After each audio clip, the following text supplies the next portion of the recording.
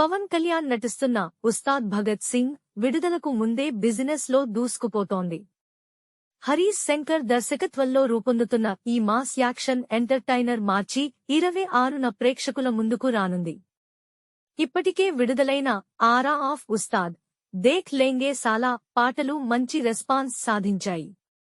తాజా సమాచారం ప్రకారం ఈ సినిమా ఓటీటీ హక్కులను నెట్ఫ్లిక్స్ సుమారు 80 కోట్లకు సొంతం చేసుకున్నట్లు టాక్.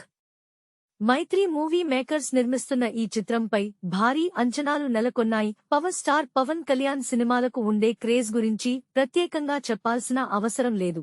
ఆయన కొత్త సినిమా వస్తోందంటే అభిమానుల్లో ఉత్సాహం రెట్టింపు అవుతుంది. ముఖ్యంగా గబ్బర్ సింగ్ వంటి బ్లాక్ బస్టర్ తర్వాత దర్శకుడు హరీష్ శంకర్తో ఆయన మళ్లీ చేతులు కలపడం సినీ వర్గాల్లో చర్చకు దారి తీసింది.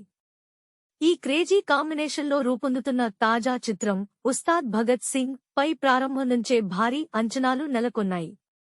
మార్చి 26, 2026న విడుదలకు సిద్ధమవుతున్న ఈ మాస్ యాక్షన్ ఎంటర్టైనర్ కోసం అభిమానులు ఎంతో ఆసక్తిగా ఎదురుచూస్తున్నారు.